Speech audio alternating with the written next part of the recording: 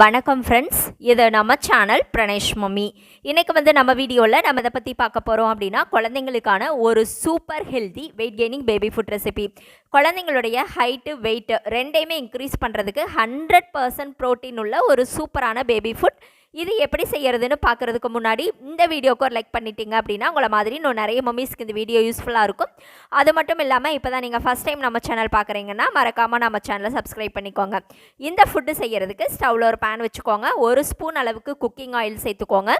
இது கூட கொஞ்சமாக ஜீரகம் சேர்த்து நல்லா பொரிய விட்டுக்கோங்க. ஜீரகம் பொரிஞ்ச உடனே இதில் கொஞ்சமாக கட் பண்ண ஆனியன் சேர்த்துக்கோங்க.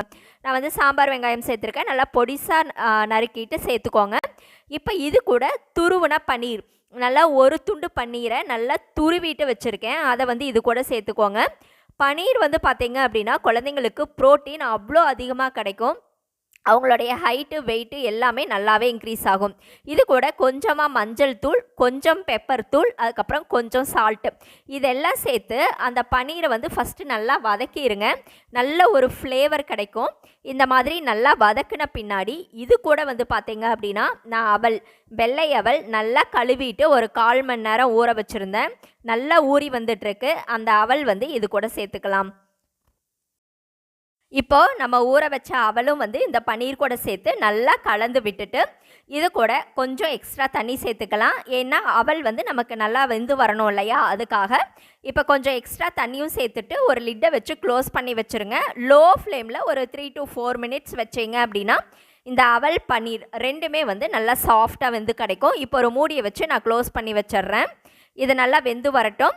இப்போ ஒரு 5 minutes லோ ஃப்ளேம்லேயே இருந்தது. அடிக்கடி கலந்து விட்டுக்கோங்க. இப்போ பார்த்தீங்க அப்படின்னா இது எல்லாமே நல்லா சாஃப்டாக வந்துட்டுருக்கு. இப்போ உங்கள் குழந்தைங்க எந்த கன்சிஸ்டன்சியில் சாப்பிடுவாங்களோ அந்த அளவுக்கு ஒரு மேஷர் வச்சு இது மசிச்சுக்கோங்க. இதை காலையில் குழந்தைங்களுக்கு மார்னிங் பிரேக்ஃபாஸ்ட்டாக கொடுக்கலாம், லன்ச் டைமில் கொடுக்கலாம், நீங்கள் டின்னர் டைமில் கூட தாராளமாக கொடுக்கலாம். நல்லா ஸ்டொமக் ஃபில்லிங்காக இருக்கும். குழந்தைங்களும் விரும்பி சாப்பிடுவாங்க. நைட்டெல்லாம் நிம்மதியாக தூங்குவாங்க. இப்போ ஒரு மேஷரை வச்சு இதை நல்லா மசிச்சுட்டு இதை ஒரு சர்விங் பவுலுக்கு மாற்றிட்டு ஒரு மிதமான சூட்டில் குழந்தைங்களுக்கு ஊட்டி விடுங்க. இந்த ரெசிபி உங்களுக்கு பிடிச்சது அப்படின்னா மறக்காமல் நம்ம சேனலை சப்ஸ்கிரைப் பண்ணுங்கள், லைக் பண்ணுங்கள். அதே மாதிரி உங்களுடைய கருத்துக்களையும் கமெண்ட்டில் சொல்லுங்கள். Thank you friends.